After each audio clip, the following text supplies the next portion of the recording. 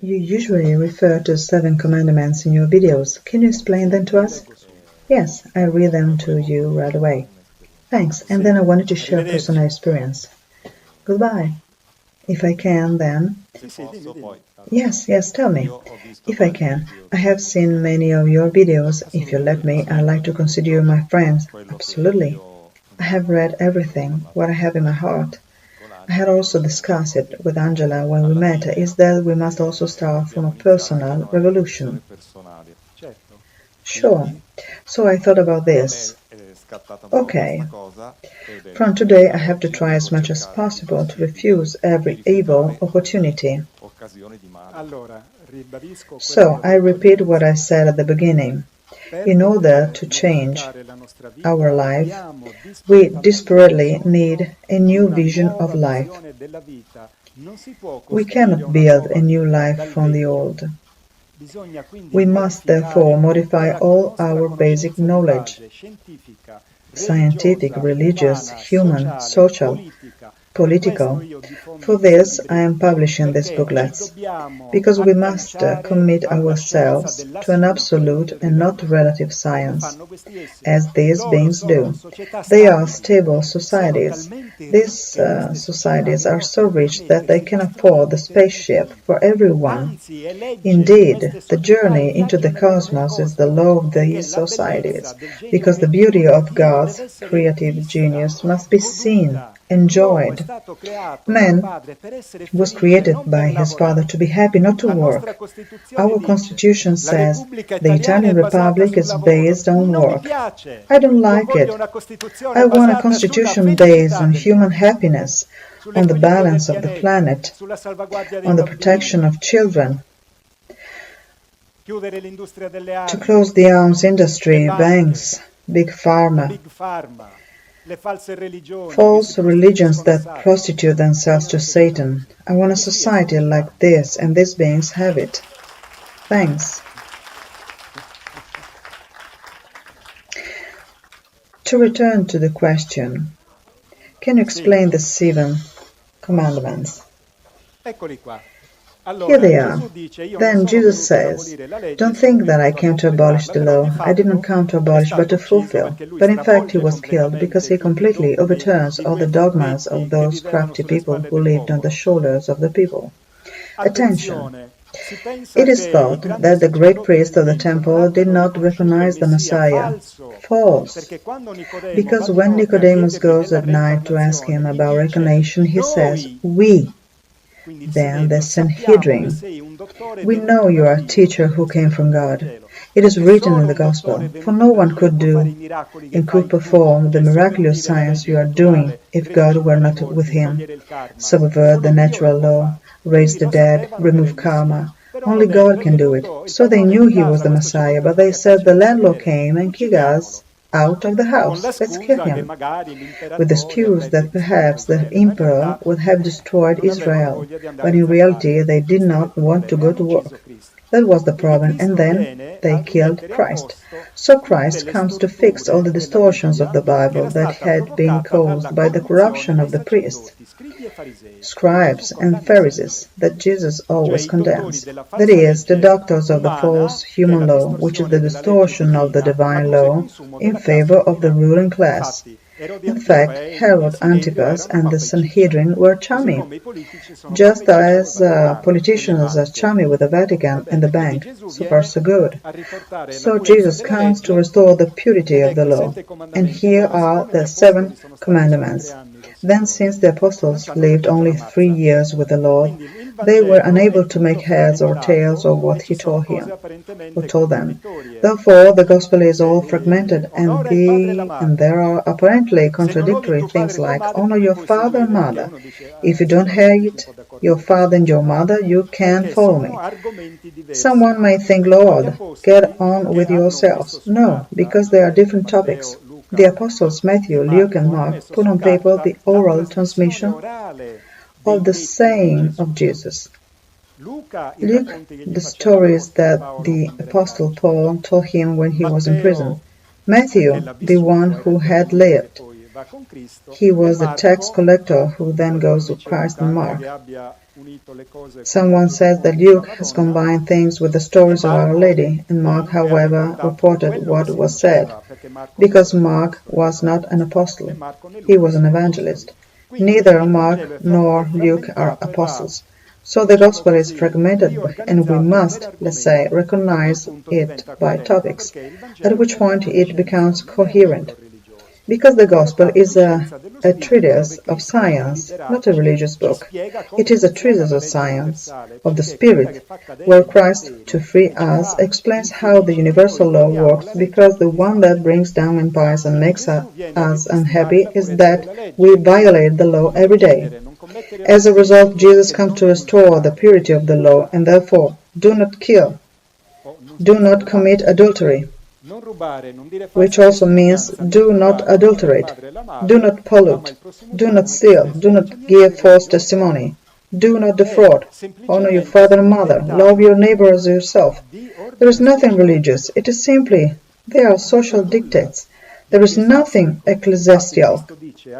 In fact, Christ tells the elect that they have been chosen because they had given the hungry to eat, the thirsty to drink, clothed the naked. He doesn't say that the elect are those who go to church, who receives communion, who go to confession. It's nothing religiously at all. The church says this, therefore deceives. It lies. These are the 7 commandments. They are obtained from the 3 Gospels of Mark, Matthew, and Luke, because none of the evangelists reports of the 7. However, one remembers a little, another remembers a little. Putting them together, we get them, and all in 7. You can take a picture. Question? Hi, my question is, are we all here passing in this planet? We, attention, no. Until we learn the lessons of the planet where we incarnate, we are bound to the planet. Sooner or later we will abandon this body, the spirit. No, when we die we leave the body, then we return. But the spirit, when we die, does not go to another planet. We remain on earth. The sky of the deceased are the Van Allen bells. The spirits remain in those worlds there. But it is, it's always God who, anyway, will God judge my spirit and decide where I should be reincarnated? No. It is the law of the cause and the fact, karma. That is, God supervised the law, the order, but He already introduced the laws. It is not that each of us has a judge or magistrate at home who sees what we do every day. There are the codes of law. Then, if you commit a crime, it says what will happen to you. The universal law already provides for automatic cause and effect, and you decide what happens to you. Your actions determine where you will go and what will happen to you. So why does Christ want to teach us the truth? To be masters of our life, that is, to stop delegating the responsibility of our life to someone who, in the end, will always and in any case do his business. Certainly not ours. So we must not delegate. We must be self-sufficient people, have a minimum of knowledge in every area, and always choose the most honest person. If anything, we must delegate earth or our evolution to an expert. But don't passively delegate. Participate. So we don't have to put our lives in someone else and then watch TV. We have to participate and acquire the teaching from the teacher and make it our own. Otherwise, how do we evolve? It's like a school. If you want to graduate, you have to study too. The professor transmits his knowledge to you. You will make it yours and you will become like him. You are God's and you will do greater things than me. So until we learn the lesson, there are the 7 virtues as opposed to the 7 deadly sins, we remain prisoners of the karmic secret, karmic will of this world, until we win all the trials and live. In the universal judgment, however, since it is a false intervention of the authority of God, this process is interrupted by force, and people are destined to the worlds related to their actions forcibly. That is, the natural cycle is interrupted because the time of the end has come. That is, we are at the end of the times. This summer, extraterrestrials have notified in a crop circles that the number of those elected has been reached and therefore is closed. Then Jesus has already been on Earth for some years. He just has to get on the spaceship, go to heaven, and from there reveal himself to the world. But he is already on Earth, because he himself coordinates his reincarnated apostles who are present on Earth, to prepare his second coming, of course. The coordinator of his second coming is himself. There are people who physically met him in this time, and he has the same face of 2,000 years ago, because he has to be recognized. He awaits the authorization of the Father. Sure, because if he showed up without authorization, they would kill him, and he couldn't use divine powers, because if he does it without authorization, he becomes a Lucifer. That is, he becomes a criminal. The moment of the Father suspends the law and says, "Adelante," then it will be a terrible day for humanity. A Christ will come that no one expects. He will not forgive. He will be relentless. And then it descends together with millions of beings from other worlds, of various dimensions, from the physical one like ours to the beings of light. We will see these shining bodies walking among us. It will be... Do you know what the ugliest thing will be?